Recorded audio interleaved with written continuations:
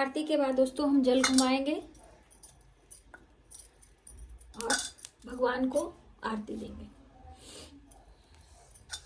फिर हम जल घुमाकर पूरे परिवार में अपने बच्चों को घर में आरती दिखाएंगे और आरती देंगे,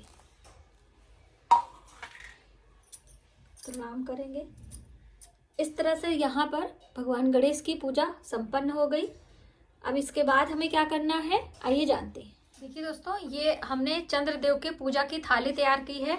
यहाँ पर गंगा जल मिश्रित कच्चा दूध लिया है।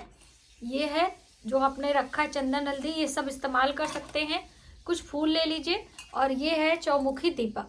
तो बस इस तरह से ये थाली तैयार कर लीजिए। पूजा के बाद भगवान चंद्र को हम जब उदय हो जाएगा तब हम दर्शन करेंगे। और कैसे दर्शन करेंगे? सबसे पहले प्रणाम करेंगे, भगवान चंद्र को अर्घ हम देंगे और फिर ये जो चौमुखा दीपक है इसको लेकर भगवान की आरती करेंगे वहीं पे खड़े खड़े। और इस तरह से अक्षत पुष्प कुमकुम हल्दी वहीं पर हम भाव से समर्पित करेंगे। और 4 बार आपको परिक्रमा करनी है। तो देखिए, परिक्रमा हम भगवान गणेश की भी करते हैं इस तरह से घूम के, चौकी का भी। यदि आप छत पे कर रहे हैं, जगह नहीं जैसे अभी हमने यहाँ पे दीवार पे लगाया, तो आप कैसे परिक्रमा करेंगे?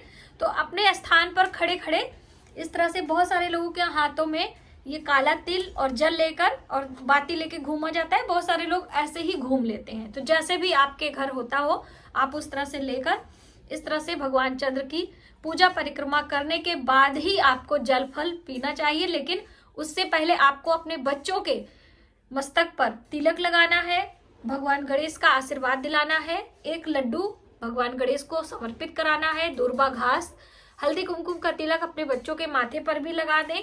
और जो यहाँ पर मौली के धागे वस्त्र के रूप में आपने पहनाए हैं या अलग से मौली के धागे आप ले लीजिए, अपने बच्चों के दाहिनी कलाई पर बांध देना है। और भगवान गणेश का आशीर्वाद भगवान बच्चों को मिले ऐसा आशीर्वाद आपको अपने बच्चों को दिलाना है गणेश भगवान का। तो ये हर माता को अपने बच्चों के लिए जरूर करना है गणेश चतुर्थी के दिन। इससे उनके विद्या बुद्धि में प्रखरता आती है, उनके जीवन में सौभाग्य में वृद्धि होती है जी, ठीक है, क्योंकि भगवान गणेश ही बुद्धि और विवेक के दाता है।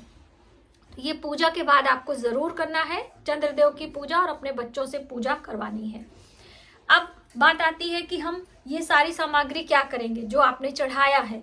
तो यहाँ पर जो भोग प्रसाद चढ़ाया है, जैसे हम लोग क्या तो जितना बनाते हैं उतना पूरा ही चढ़ाते हैं। 4-4 की संख्या में चढ़ाने के बाद सब वहीं पर भोग लगा देते हैं। तो क्या होता है कि एक एक पीस यानी 4 लड्डू 4 प्रकार के यहाँ पर छोड़ देंगे, एक फल छोड़ देंगे।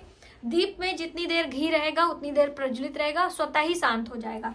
क्योंकि तारों के छांव में पूजा करते हैं, उस एक हम लोग डलिया से ढक देते हैं। और फिर दूसरे दिन सुबह स्नान ध्यान करके आते हैं, फिर से दीप जलाएंगे पंचोपचार विधि से पूजा करके। और हम लोग बाद में जब दीप शांत हो जाएगा तो चौकी हटा लेते हैं। इस तरह से ये हटाने की विधि होती है। और कुछ प्रसाद आप अपने बच्चों में, अपने बड़े बुजुर्गों को आशीर्वाद के रूप में आप स्वयं भी खा सकते हैं। ये जो थाली में रहता है जिसे पहाड़ कहते हैं, अभी हम आपको दिखा रहे हैं, ये नहीं खाते हैं। ये पहाड़ जो होता है इसे ब्राह्मणों को मंदिर में ले जाके दान करते हैं, तिल और गुड़ दोनों ही, ठीक है। इसे स्वयं नहीं खाते हैं, इस्तेमाल नहीं किया जाता। आप अपने नंदों को भी दे सकते हैं, आप अपने पंडित पुरोहित को दे सकते हैं। यानी दान के लिए ये तिल और गुड़ होता है।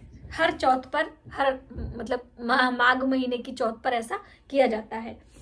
भोग प्रसाद आप अपने हिसाब से कर लीजिएगा। श्रृंगार की सामग्री आप स्वयं ले लीजिए। आपकी सासू माँ, आपकी ननद जेठानी जो आप आसपास है उनको आप दे सकते हैं, स्वयं रख सकते हैं। सुहाग लेने की बात है तो बिल्कुल आप सुहाग ले सकते हैं। माता पार्वती से सुहाग ले सकते हैं, गौरी माता से आप सुहाग ले सकते हैं, बहुत ही शुभ होता है। तो आइए हम आपको सुहाग लेकर दिखाते हैं कैसे लेना चाहिए।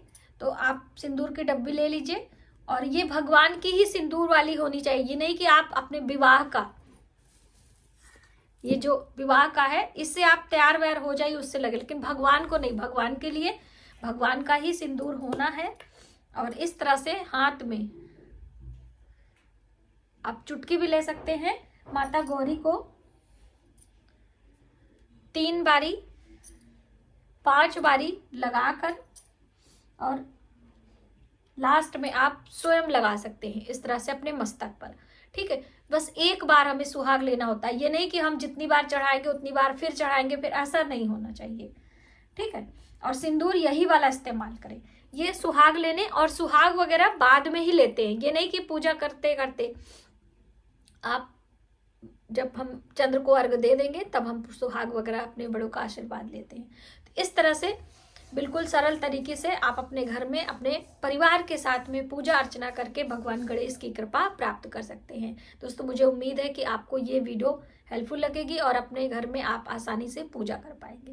आज तो अक्षत के रूप में हम चढ़ाएंगे। वस्त्र आपका हो गया, जनेऊ आपको पहनाना है। तो इस तरह से कोरा जनेऊ होता है, इसमें थोड़ा सा आपको तिलक, हल्दी, कुमकुम कुछ भी लगा दें, सादा नहीं पहनाया जाता है। तो यहाँ पर हम रख दे रहे हैं, आप चाहें तो यहाँ पर भी रख सकते हैं। ठीक है, अब स्नान आपने सबको कराया है तो तिलक भी आपको लगा देना है। दोस्तों, अष्टगंध का तिलक सभी देवी देवताओं को लगाया जाता है, इसलिए आप इसको अपने घर में जरूर रखा करें। माता पार्वती को कुमकुम का भी तिलक हम लगा देंगे। यहाँ पर ये सिंदूर है, क्योंकि भगवान गणेश को भी सिंदूर चढ़ाया जाता है, तो यहाँ पर हम सिंदूर का तिलक लगाएंगे, माता पार्वती को लगाएंगे। और यहाँ पे गौरी माता और गणेश जी जो हैं उनको भी हमने लगाना है। तो अक्सर कई बहनें पूछती हैं, दीदी हम कितनी बार लगाएं? तो 5 बारी आपको लगाना होता है या 7 बारी। तो 2 बारी भगवान गणेश को, 3 बारी भगवान मतलब माता गौरी को, इस तरह से आपने लगाना है।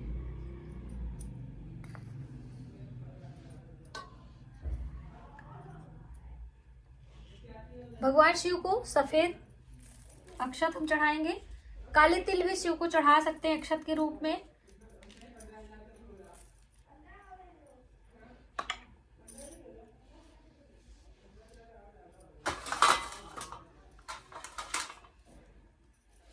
दोस्तों, ये पुष्प है, तो पुष्प हम चढ़ा देंगे यहाँ पर।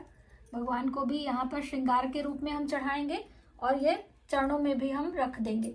आपके पास माला हो तो माला भी पहना लीजिए। ये है इत्र।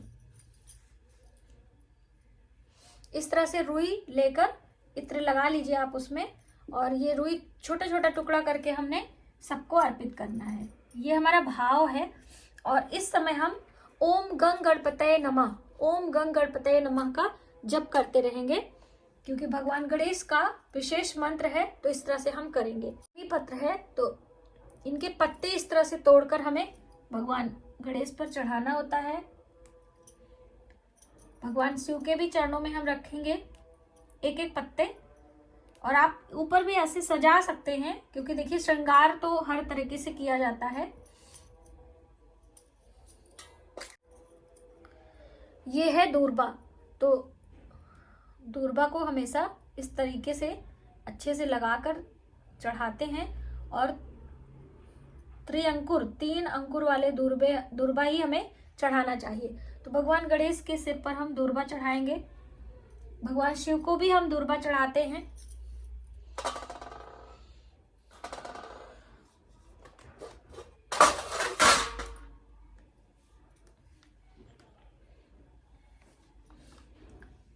ओम श्री गणेशाय नमः, ओम श्री गणेशाय नमः, ओम श्री गणेशाय नमः।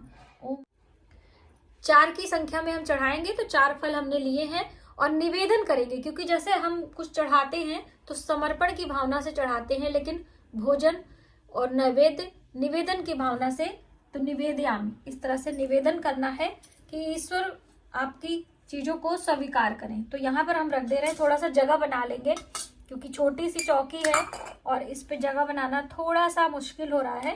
तो कोई नहीं, सभी प्रकार के फल आदि चढ़ाने के बाद हम श्रृंगार की सामग्री भी चढ़ाएंगे। तो यहाँ पर मैंने श्रृंगार की सामग्री माता पार्वती के लिए ली है। चूड़ी है, बिंदी, सिंदूर है और कंघा है। आपके पास जो भी श्रृंगार की सामग्री है वो चढ़ा ले, या सिर्फ बिंदी भी आप चढ़ा सकते हैं। तो माता पार्वती को श्रृंगार की सामग्री इस तरह से दिखाकर हम ये पास में रख देंगे, प्रणाम करेंगे।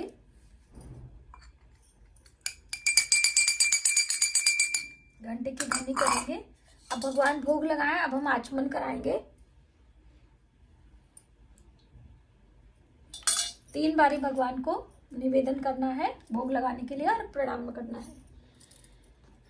अब ये सब चीजें करने के बाद हमें तांबूल चढ़ाना है। तो आप अलग अलग भी चढ़ा सकते हैं, एक पान के पत्ते में भी। तो ये इस तरह से पान के पत्ते आप ले लीजिए।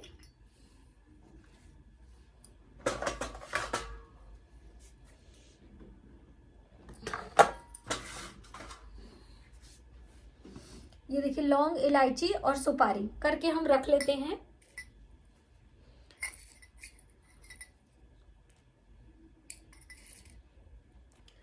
ये देख सकते हैं इस तरह से जोड़े से लौंग लेंगे, इलायची लेंगे, सुपारी, और इसको इस तरह से आपको पैक कर देना है।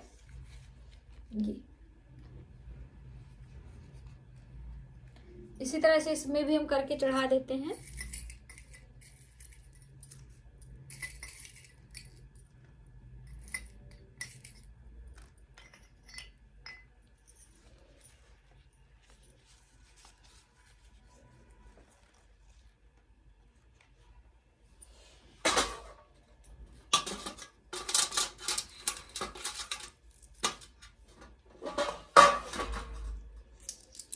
तांबूलम समर्पयामि, दक्षिणा समर्पयामि।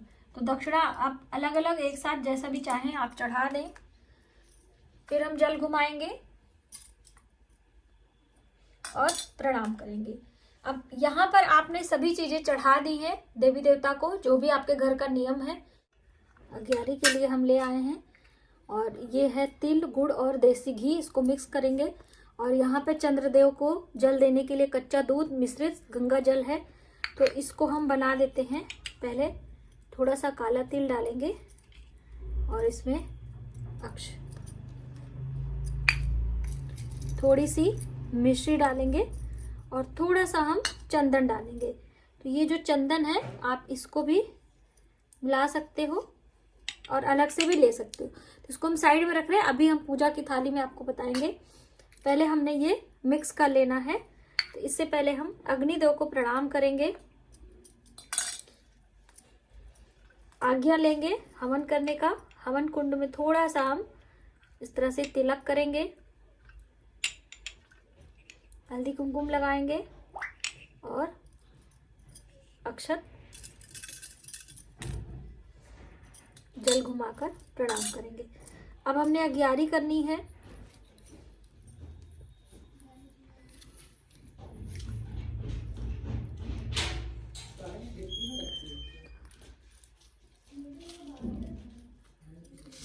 तिल और गुड़ को अच्छे से मिक्स कर लीजिएगा।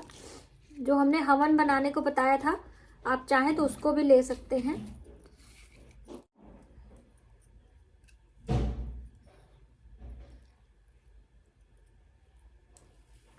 ओम गंग गणपतये नमः, भगवान गणेश का नाम लेते हुए हमें आहुति डालनी है।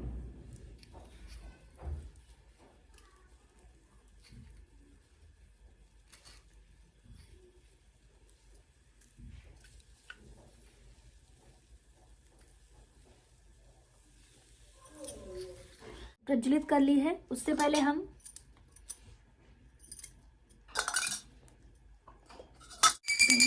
जय गणेश जय गणेश जय राम तेजस्वी पार्वती